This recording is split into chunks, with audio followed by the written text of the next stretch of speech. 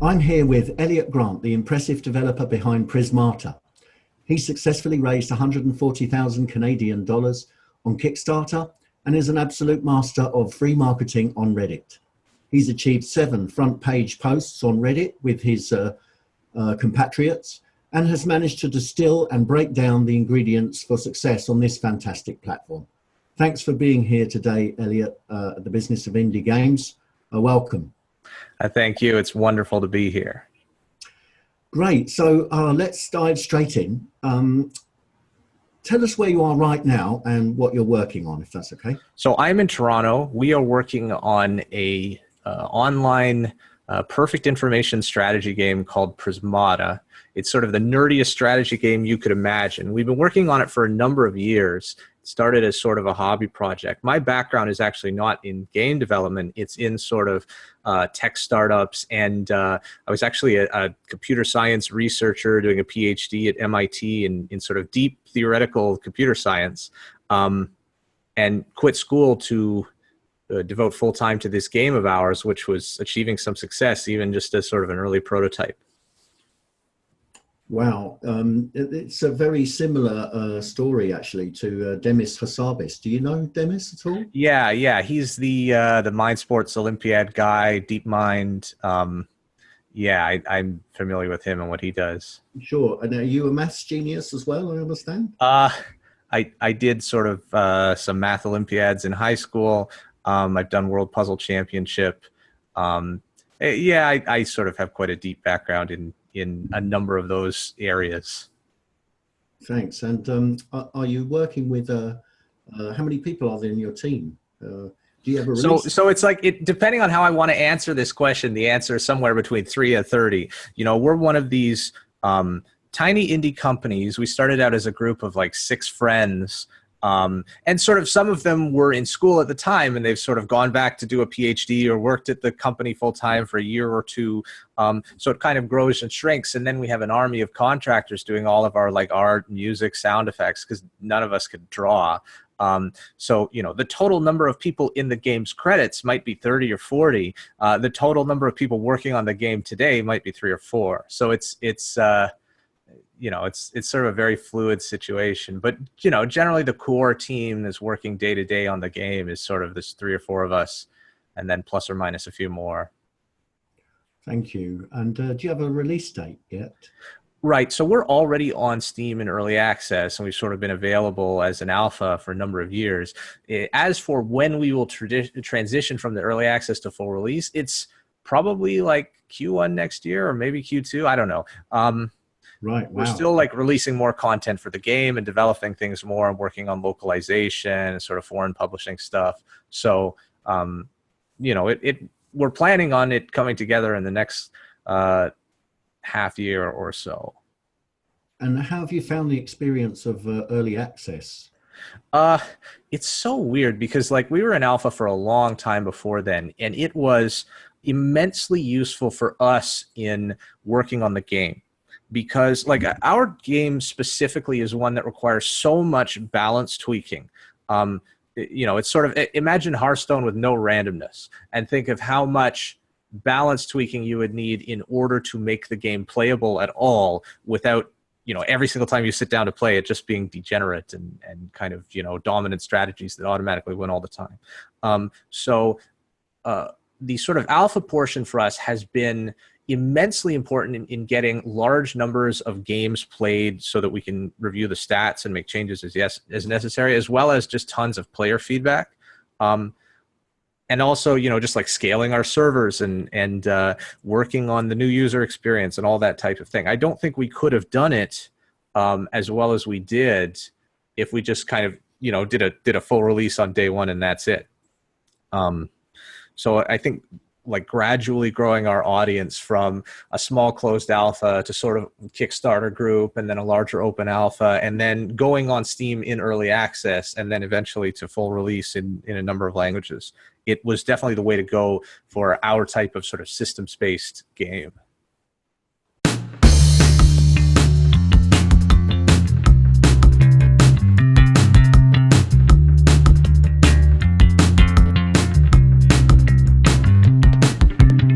Great. Yeah, thank you. That's really helpful. And so to promote that on the different platforms like Facebook and YouTube, Google, Reddit, how have you found that user behavior changes across those various platforms? I mean, Reddit is so special in the way that users interact with content.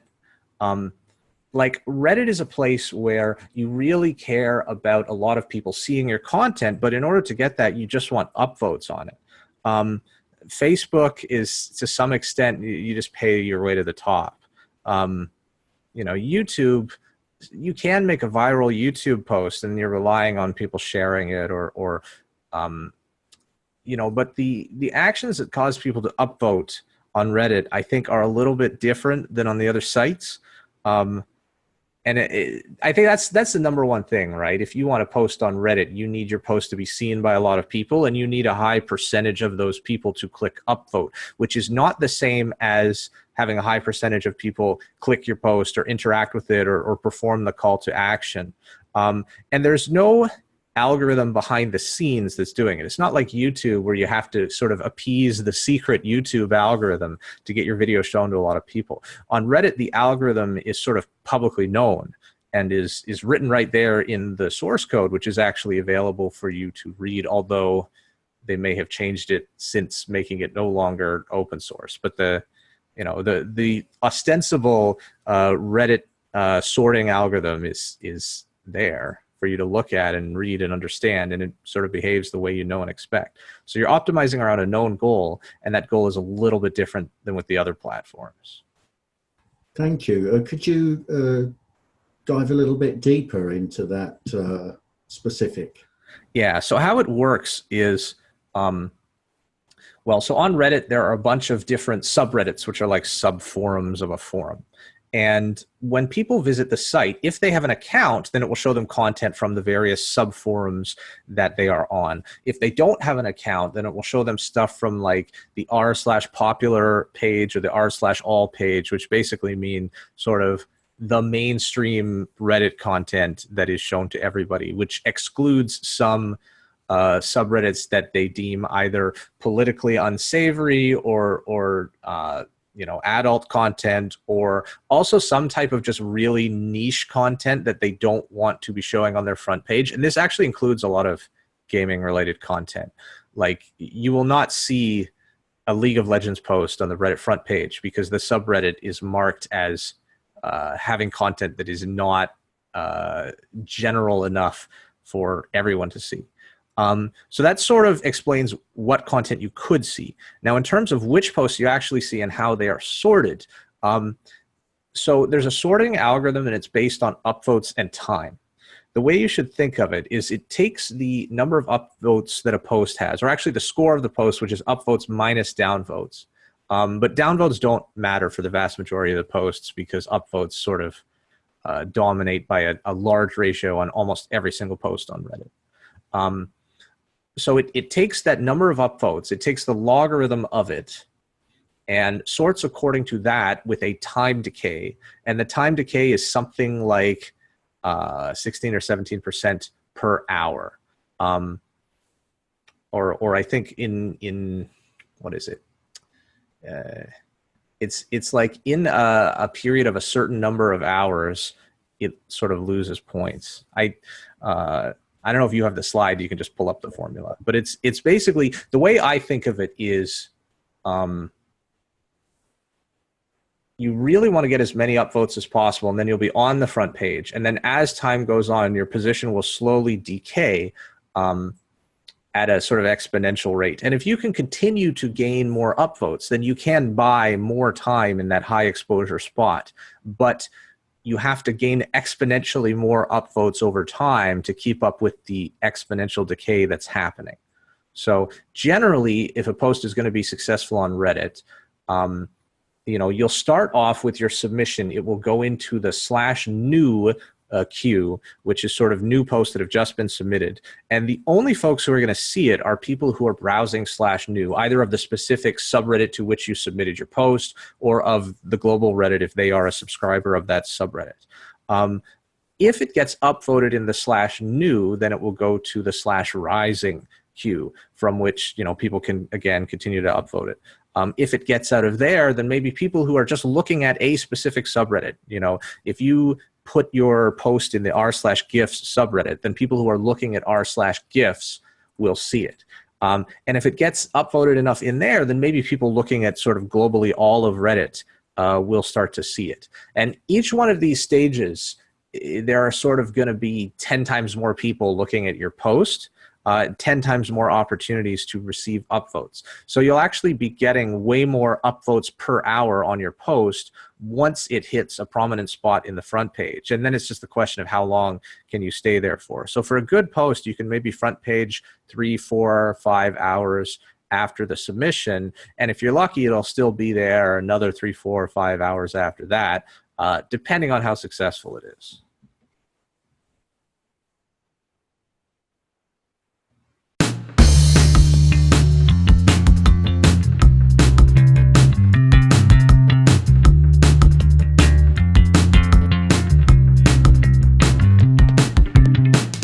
Wow, thank you. I mean, that was really clear, actually. It sounds like a very democratic system, actually. Yeah, it's kind of a little bit cutthroat in that if at any of these phases your post fails to attract sufficient attention, it will just fall off. So if you post, say, like 100 Reddit posts, you know, maybe like 5 or 10, or, you know, if you're really good, 20 of them will do well, but most of the rest of them will get like 5 upvotes because they just never made it out of /new. And in particular, if your post gets early downvotes, then you know, it might just never really make it over that hump where a large number of people are seeing it in a subreddit, where it can then start to attract more attention. And because like upvotes beget more exposure, which beget more upvotes, which beget more exposure, there's this sort of snowball effect in that if your post is, say, 10% more likely to elicit an upvote from a potential user that's looking at it, then that 10%, it's not going to snowball you into 10% more votes at the end of the day. It could snowball you into twice as many votes or 5 times as many votes at the end of the day, because at every one of these phases, the sort of growth coefficient is very superlinear. So it's really, really important to have content on Reddit that solicits a lot of upvotes. Or at least tries as hard as it can to not just solicit a click from the user, but to actually, you know, if you're making a text post, for example, you want the user to look at your text post, read it, and then go, oh, I should upvote this. And the behavior that induces upvoting on Reddit is often, you know, either people really like something or they really want other people to see it. And especially if the content expresses a view that agrees with something that people may feel, or an opinion that they may have, or something that they think is a hidden truth that other people should know about, that tends to induce a lot of upvoting behavior. So like knowing that, you can sort of tailor your content around what's most likely to achieve success. Yeah, can you tell us about your content specific strategy and how that fits into your overall strategy? So one of the problems with Reddit is you can never really predict how successful it's going to be. So like, you know, you can't just go, oh, okay, well, here's the plan. We're going to launch on Wednesday, and then on Thursday, we're going to be on the Reddit front page. It doesn't work. It's very unpredictable. If you make an attempt to do something on Reddit, you just have to treat it as gambling, right? You have to treat it as something that may or may not work. So it's sort of, I guess it's very luck-based as a part of your strategy. But I think if you try a lot, and if you, like, the rewards are insane. If you have a post with, say, I don't know, 30,000 upvotes or something like that, the average number of views per upvote is like around, well, it could be 50, it could be 100, depending on the subreddit. But I would say estimate around 40 to 50 views per upvote. So you could be getting like on the order of 1 million views or more, multiple millions of views if you get a really successful Reddit front page post. So it's gambling, but the rewards are insane. Some of the posts on our, like during our Kickstarter, those days we would earn $10,000 or more above the sort of baseline revenue that we were earning on an average day during our Kickstarter.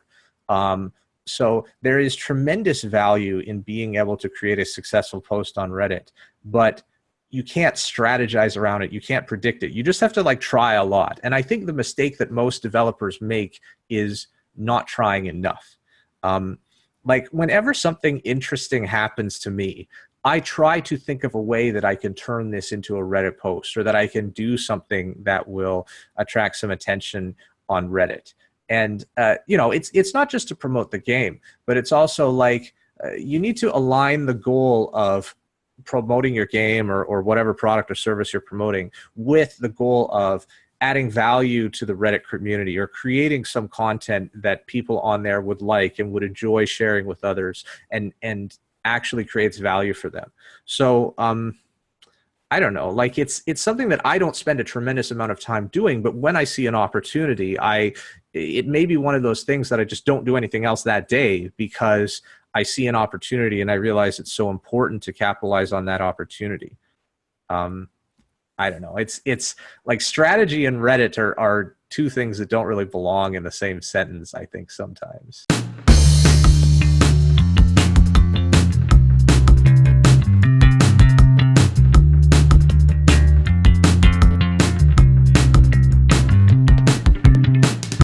Okay, yeah, that makes sense then. Well, can you tell us the story behind your first front page, for example? Sure. So here's how this all got started. It's such a weird story. So when we started out developing Prismata professionally, so we have been doing it as a hobby project for a number of years. We started doing it professionally. Maybe a year after we quit school to work on the game, we decided we wanted to take it to a convention, just to kind of show it publicly. We had the first version of the game that had somewhat decent art that people could play, and we wanted to just get some feedback and collect a few emails to start a community of alpha players. And so we went to Fan Expo in Toronto, which is kind of like a Comic-Con type of conference. And we had a Prismata booth. We paid a whole lot of money for it. You know, I think we counted up $6,500 in expenses. We spent weeks like setting up the booth, making a custom build of our game for the booth, you know, printing out art and posters. And we had 6 machines in a 10-foot by 10-foot booth where people were playing the game, and they were paired up 3 pairs of computers. And every single one of the laptops that the company owned was basically being used to demo the game. And in fact, most of them were personal laptops. And we had only one laptop left that we were using to collect emails, and it was this Chromebook. And if you know anything about Chromebooks, it's basically just Google Chrome on a laptop, and it needs the internet to do anything. And if you know anything about conventions, the internet costs thousands of dollars, and the Wi-Fi is horribly unreliable because you're in a convention center with tens of thousands of people. So we had no internet, and what we did was we set up a Google Doc on the Chromebook, like a spreadsheet, in offline mode, and just said, okay, type your email into the spreadsheet. Because, you know, you can do the pencil and paper thing, but then you have to like read people's handwriting, and that's, you know, that's a drag. So we said, okay, just type your email into the spreadsheet. And it was a 4-day conference. We collected hundreds of emails. On the Tuesday after, we were back in the office, and we synced up the Google Chromebook with the Wi-Fi in the office, and suddenly the entire spreadsheet went blank. All of the emails that had been loaded onto it disappeared. Oh, no. And we couldn't get them back. And like, I know people at Google, we talked to their tech support, and they basically said, oh, it's that bug. Like, they knew what it was. And apparently it had existed for a while. But yeah, there's an issue with Google Docs in offline mode where if you don't set it up correctly, when it goes online again, it can synchronize up and just like delete the contents of your spreadsheet that you spent $6,000 and hundreds of hours acquiring. So that sucked. And like Google Docs has very good tech support. They can recover any file that you've ever lost on Google Drive. But the specific content here had never made it to their servers at all. So they couldn't recover it for us. It was just gone. There was nothing there. You know, we thought about like, there were people who told us, oh, you should like freeze the computer and look at the RAM chips. But but they were encrypted, so we couldn't. Like we thought of everything and we tried it. There was no freaking chance. And so this was kind of, yeah, we were down in the dumps for a few weeks. And at some point, I think about 2 weeks later, I posted a Reddit post. There's a subreddit called TIFU, which stands for Today I Fucked Up. And people post stories on there of stuff they did that was bad, basically. So I posted a story on TIFU, and it got a lot of upvotes. Now, I didn't mention the game at all, or like even which conference we were at, but I just basically said like, yeah, we spent all this money going to a conference, and all of the emails got deleted. And it got a lot of upvotes. And so, you know, somebody actually looked through my Reddit history to try and figure out what the game was, because I had, you know, posted about Prismata in the past. They were like, oh, the game is Prismata. Here's a link to their webpage. And our webpage, it had a crappy trailer, and right below it, a little email sign up. And we got like more than 1,000 emails that day, I think, from people clicking that link and going to the email sign up. And eventually I actually edited into my original post, because I realized like, oh, people are not, you know, they're reading this post and they're, because I was kind of worried if I put a link to the game in the original post, like the mods would delete it or something, because they, you know, it would be spam. But eventually I just edited the website into the original post, because somebody had already posted it anyway. So I figured, well, if people are going there, I might as well increase the chance that more people go there. And they did. And so we had actually got more emails than we had lost. And so that was really exciting, and it was really quite a turnaround from this devastation of losing these emails. But that's not the end of the story. So the next day, that post was reposted on a subreddit called r/bestof. And best of, it's sort of supposed to be the best of Reddit. It's where people post sort of Reddit comments or Reddit content that otherwise wouldn't really be shown to the broader Reddit, as, you know, here's an example of something really cool that happened on Reddit. And so the post was something like, you know, game developer explains that they spent $6,500 and 340 hours and on going to a convention and lost all the email signups. Reddit comes to his rescue and gives them, you know, 3 times as many signups as they originally lost, or something like that. Or Redditors swarm his website. It was, you know, it was a title that when people read the title, they thought, oh, wow, Reddit is so nice. And I think when people saw that title and they, you know, they click the link, and the link is to the self-post of the post that I had originally posted, right? It got a lot of upvotes, and it in fact got way more upvotes than the original TIFU post. You know, at the time it was something like 8,000 upvotes, but it turned out that back in those days, Reddit itself was manipulating the number of how many upvotes something displayed, and the true number of upvotes was more like 30,000, which was a ton back in 2014. So anyways, it hit #1 on the front page, got a huge amount of exposure. We ended up collecting more than 20,000 emails from that exposure. And these were literally people who had gone to our webpage and, you know, either clicked our trailer or just, you know, maybe they just dumped their email into the box out of kindness. I think at some point it became a meme, because like, oh, this guy was down on his luck and Reddit jumped to his rescue, and oh, I'll give you my email too. You know, people were making these jokes. You know, whatever, here, have my email. Like maybe they had no interest in the game. I have no idea. But you know, I think they were mostly people who at least were somewhat interested in a strategy game. And we started our own Prismata subreddit and told people to go there if they want to learn more about the game. And we got a few thousand signups. It was just kind of like the start of this massive snowball, which resulted in us doing a Kickstarter and having a Prismata community. And it was literally just because of the one front page r/bestof post that got tens of thousands of upvotes and yielded, like, I don't know, millions of views to our website or something. It was insane.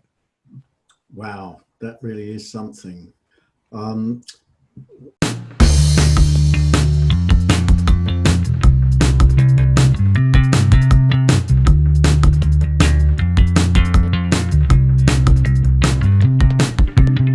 When I think about that, I mean, it's you can't create a disaster every time you need it to get on the top of Reddit. But there does seem to be a sort of successful formula there. What else have you done to capitalize on that or to learn from that? Well, yeah, so we tried to determine whether or not this was reproducible. Now, obviously, yeah, we're not going to create other disasters. You know, you should never try and fake a disaster, for example, because the internet is very good at sniffing out BS, and they'll call you out on it. But we did try like posting other content to determine to what extent we were able to get it on the front page. And we waited until our Kickstarter was live because we figured, well, if we want to get millions of eyeballs on our product, it probably is best to do that at a time when people can give us money, I guess. That was our hope. And so we tried, I'll tell you a few of the things we tried. We tried some image posts. The image post that ended up doing the best was just like the animation on our loading screen, which was this weird, mathematically interesting series of pendulums that had like slightly different time offsets and would make these interesting sinusoidal patterns.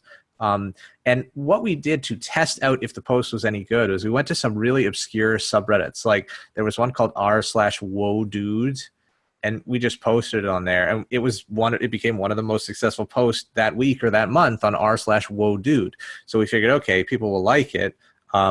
Let's post it on r/gifs. And so somebody at the company posted it on r/gifs during our Kickstarter. And that one was a little bit trickier because there was no call to action in the post. It was literally just an image. Now, the image did say like loading Prismata underneath the floating balls, but that wouldn't really necessarily cause people to click over to our Kickstarter and give us money. So even though it got, I don't know, on the order of 10,000 upvotes or something like that, it didn't really convert. We tried just doing like story sort of self-posts, like, you know, retelling the same story. We tried just sort of like I posted a Reddit comment in our own subreddit and in response to, I think we created a thread asking people for testimonials. And one guy at the company posted like, these testimonials are amazing, blah, blah, blah. We're so thankful for all you guys. And then I posted a response to that comment, which basically said like, we would totally be dead in the water without Reddit.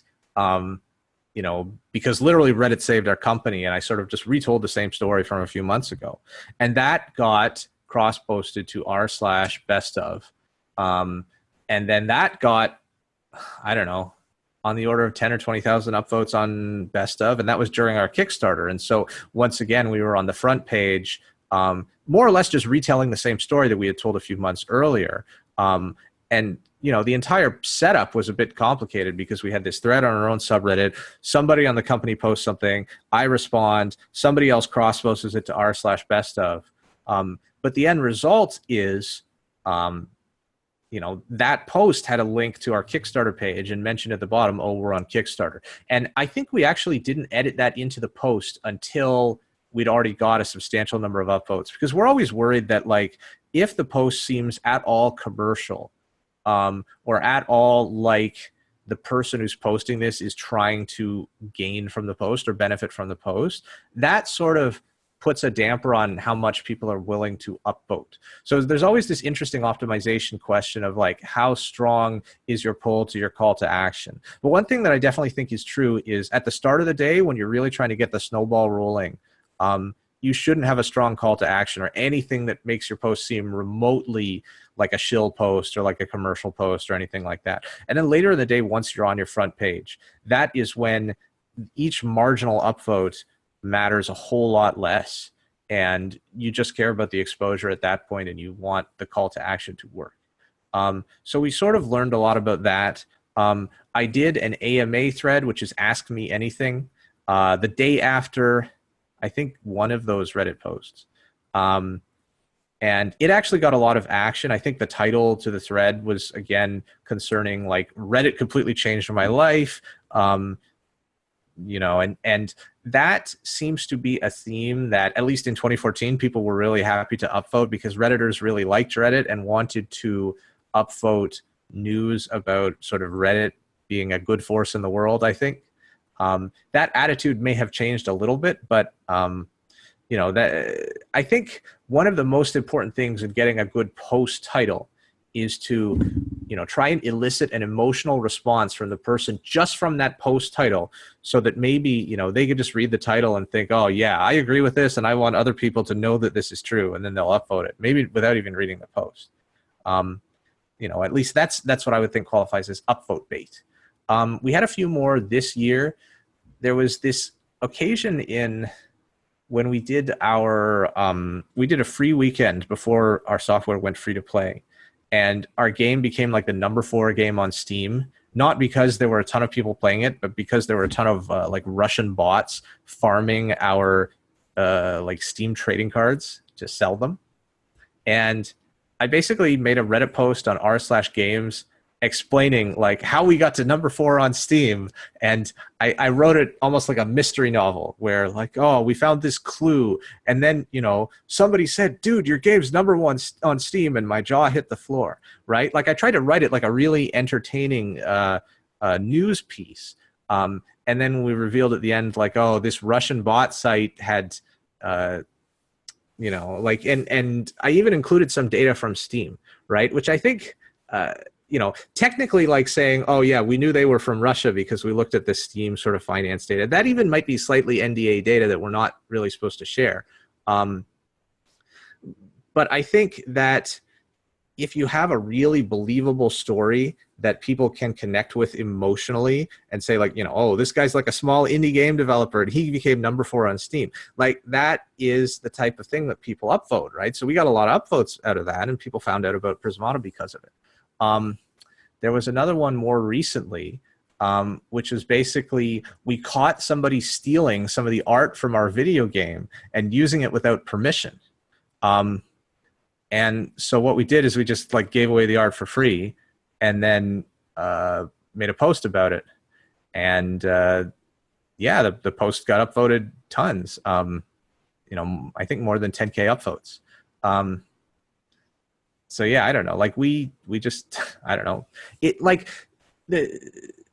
these are things that happen to a lot of gaming companies, right? Like I've talked to other game companies for whom they've, you know, became really high on Steam because some Russian bot hacker like decided to farm keys off their game, but they never posted about it on Reddit, right? So I think it's just the sort of day-to-day interestingness that comes as part of like being an entrepreneur, being a game developer, and maybe any kind of inside information that you might have access to. People really want to hear from you.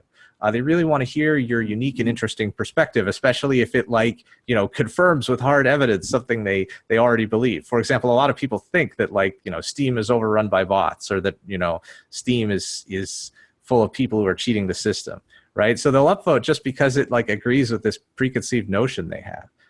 But my #1 advice is just like try, like actually post stuff, and maybe it'll work. You know, even if 9 times out of 10 it fails, the one time when it succeeds will more than make up for the other times. And also don't be afraid of something going wrong, because if you're a small indie developer, the thing you should fear most is obscurity, right?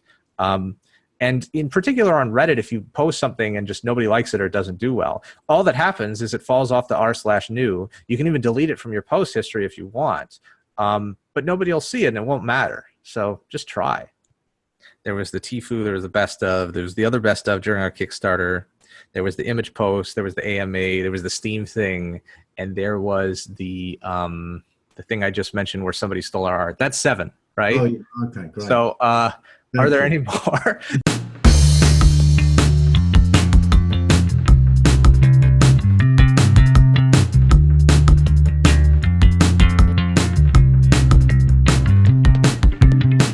I actually feel like there's probably 1 or 2 more. But yeah, like, I mean, there are tons of other ones that have not been done by us. You know, I think there are a lot of games that post like just GIF animations, and they do very well on the like gaming subreddit. The problem with those is that it's very hard for them also to have a strong call to action unless somebody seeing the game is going to become so motivated to you know, find out more about the game that they'll just sort of search it themselves, which can sometimes work. I remember the what was it called? Road Redemption, this like motorcycle game. They posted this GIF of like a guy just on a motorcycle and like hitting another guy off with a baseball bat and him flying into a truck or something like that. And I remember speaking with the guy who posted it, and he just said like, yeah, just post a lot of stuff and find something that has a spark to it, and maybe people will upvote it. And it was just sort of like the comedic timing of the GIF was so good that people liked it. And I think that type of content is more similar to people who just like post on Twitter a lot, because what causes retweets is very similar in that case to what causes upvotes. What I do is probably a little bit different and probably way too long form for Twitter. But there are many approaches. And if you're really good at getting stuff to go viral on Twitter, there's probably no reason not to also post it on Reddit if you just like, search for the right subreddits, search for subreddits that are large enough such that your content will gain enough upvotes to make it to the front page. In the top 100 subreddits, you can go to a site called Reddit List, which has all kinds of different subreddits, and just find a good subreddit for your content. If you're doing a horror game, post it in r/creepy or something like that, or r/WTF, and maybe you can, get some upvotes from that. You don't have to post in gaming subreddits. And in fact, for my type of content, I almost never post in gaming related subreddits because they tend to be just full of like either memes and jokes, or they're too small to matter. So I don't know. There's so many different things you could try. I can't really say what the best thing to try would be, but we've tried a number of different things and most of them seem to work. And what about just genuinely asking for help? If you need a beta testing community, is Reddit a good place to do that? You can do that if you go to like the r/game dev or indie gaming subreddits, but don't expect to get thousands of upvotes. Because one, those subreddits aren't really that popular. And two, like, unless your content itself is sort of upvote bait, it's not going to solicit enough upvotes to carry it outside that community, right? So, like, I don't really think of Reddit as a place to do that sort of like small type of community growing things. Like on Twitter and Facebook, everybody's all about like, oh, increase the number of followers and subs you have, right? On Reddit, like we do have our own Prismata subreddit, but we do not grow that subreddit through posting on Reddit. And in particular, like a post on the Prismata subreddit is never going to make it to the front page and get more Prismata subs. I have seen it happen where like a very obscure subreddit will be referenced in a highly upvoted comment in a Reddit thread that is receiving a lot of exposure, and it can cause a giant boost in the population of that subreddit. But I don't think I've ever really seen that for video game subreddits.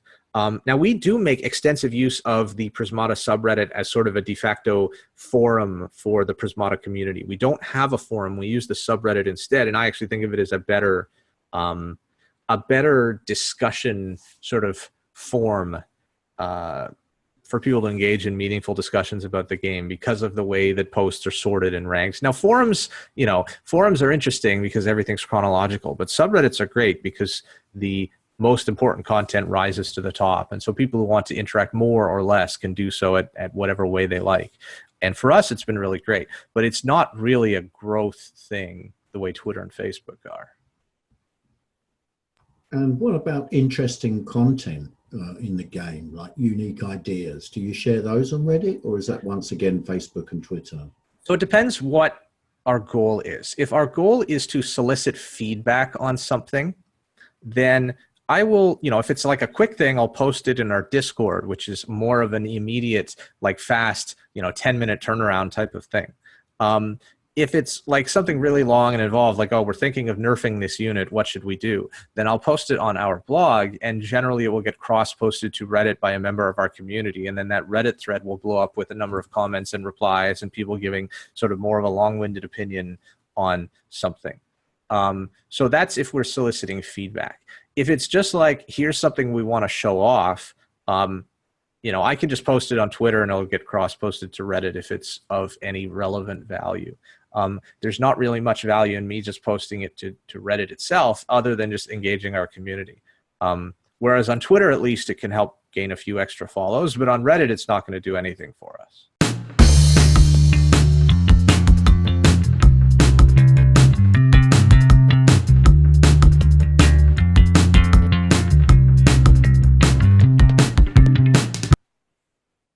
Thank you.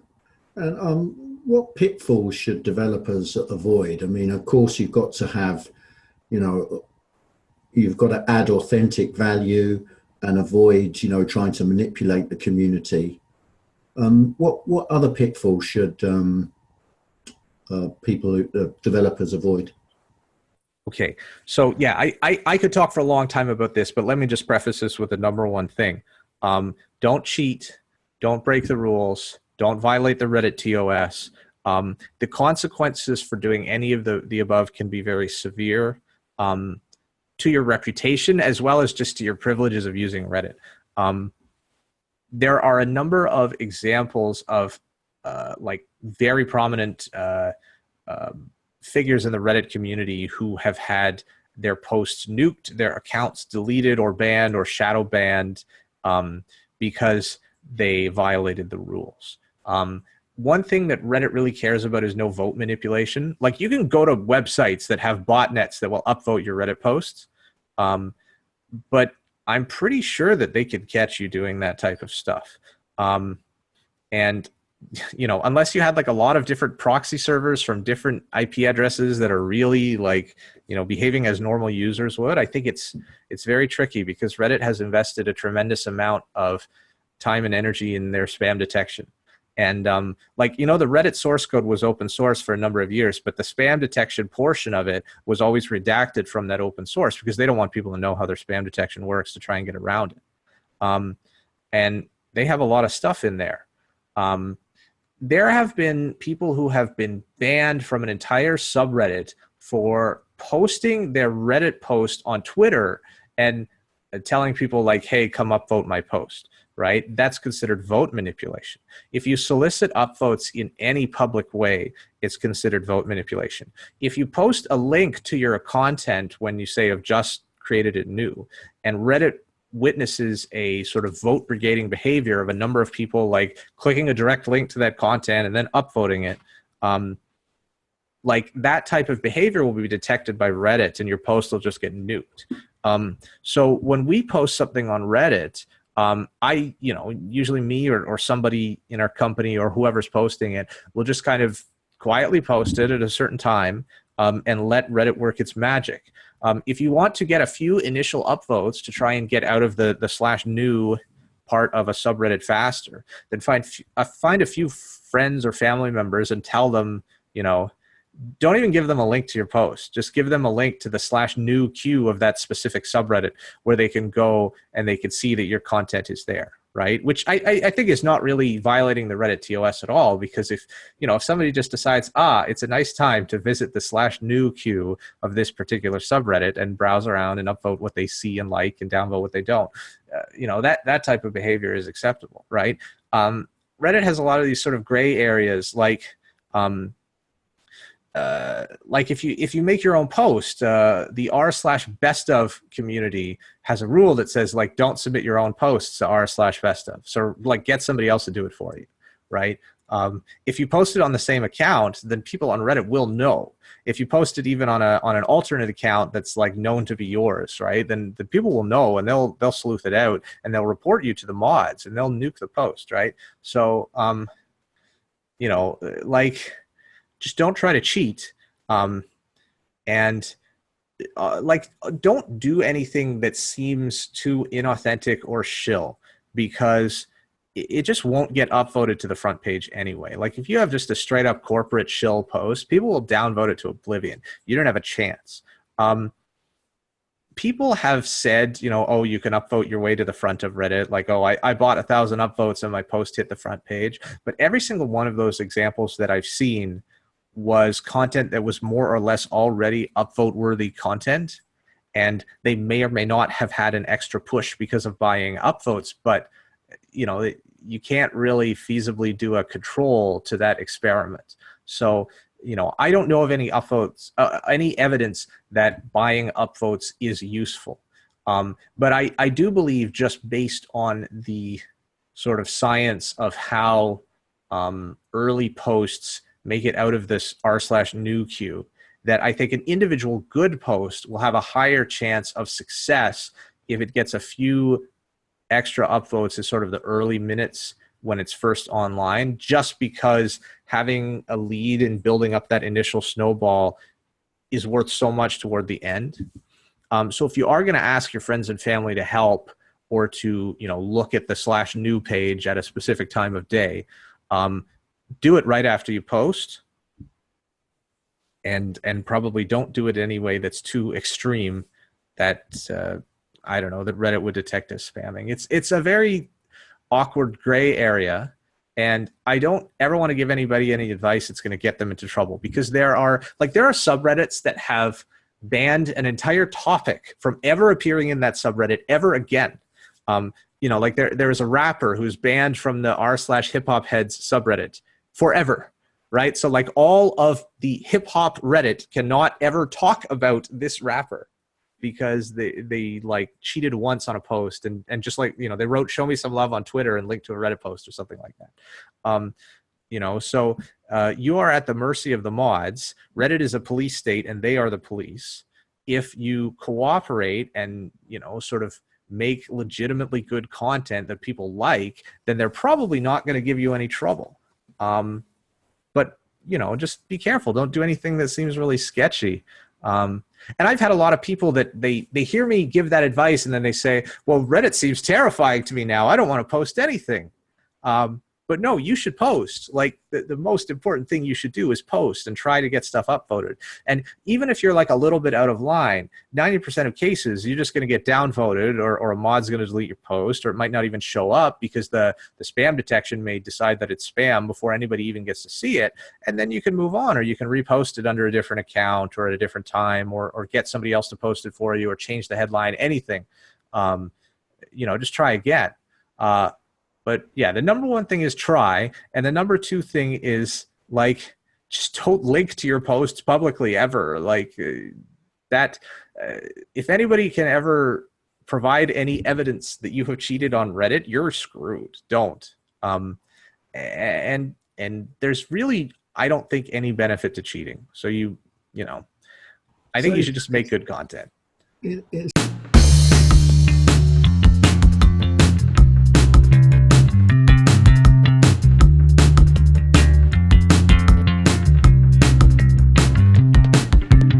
Sounds like, you know, in that vein of making good content, sounds like it's worth going on there and looking at the front pages and looking at what is the type of successful content before you post. Yeah, absolutely. Like, I think I have been a Redditor since, you know, it was mostly just programmers on the site. And so, you know, I have this sort of, like, you know how people who are really good at Twitter, they sort of somehow instinctively know like what they should write on Twitter and what their community will like and what will get retweets and whatever. Reddit is the same. And I think that the sort of game development community on a whole is way behind in terms of having that instinct, or having people on their teams that have that instinct of what will do well on Reddit.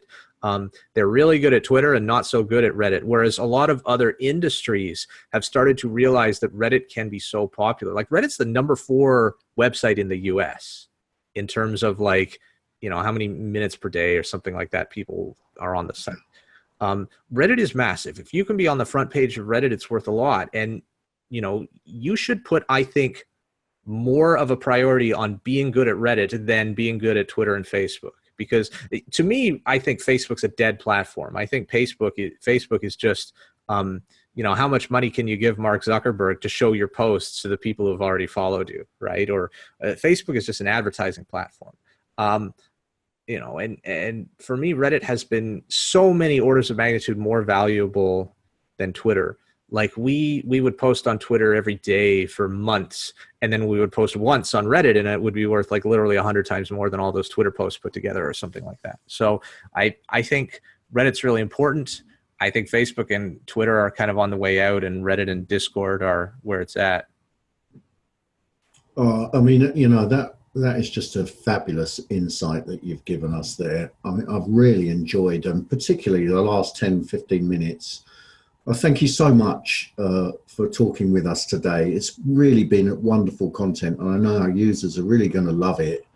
Um, is there anything you'd like me to ask that I haven't asked yet before I stop the recording? Oh man. I don't know. This is a topic that I could probably discuss for 3 hours, right? There's so many things to talk about, so many little things about different ways you can put a call to action into your post, like the difference between posting images or posting like albums on Imager, where you can have little text comments below each post, which can even have links, and you can even edit the images after the post has already been submitted. Oh yeah. Yeah. There's like, how to do an AMA thread could be its own 1 hour topic of discussion. But I think, yeah, a very good piece of advice is look at, for any subreddit that you're thinking about posting to, go to that subreddit, look at sort of the top posts of all time or the top posts in the last month of that subreddit, try and figure out the nature of those posts, read the actual comments to try and figure out the thoughts and feelings and attitudes of the subreddits in that community. You don't have to be a well-known person in any Reddit community to submit something that people like. This is kind of one fallacy I've heard. People think that, oh, you have to like be a known figure in the community to post something on Reddit. That's completely and utterly false. You can make a new account, post something. If people like it, it'll get upvoted to the front page. I mean, some subreddits have rules against that. If you try that in the r/politics subreddit, the mods will nuke your post. You need to have like a really old Reddit post with a bunch of karma on it already before they'll even accept your submissions. But in a lot of the subreddits, you can just be a nobody and post something. But like, I think look at what does well, try and pick the best subreddit for your content. If you want something to hit the front page and do as well as possible, I always post it in the morning on a weekday, because I want it to be front paging at like noon Eastern time, Eastern US time. The majority of Redditors are in the US. People open Reddit first thing in the morning when they get to work. They open it during their lunch break. So like noon US time is a good time to be peaking, like 9 Pacific, noon Eastern. The European folks, it'll be just after work for them. So post like 3-4 hours before that. I think the r/best of post, the big one, we posted it at like 6 or 7 in the morning. And because it was on the front page for a long time, because it did so exceptionally well, it was on the front page for like a lot of the workday in the US. And that was of massive value, because like, it doesn't matter the time of the day, your post is going to decay just as fast. So post timing is kind of relevant. I don't know. Like, there's so many things I could talk about. Well, I guess that's a good place to stop. So much for today, but perhaps we can have you back again and maybe go into some even more detail on some of the specifics. Yeah, there's lots of little things there. Yeah, I mean, you've certainly given anybody who's wants to get involved with Reddit and start making posts, there's plenty of really valuable insight there. Thank you so much for being with us today. It was great. Thank you for having me.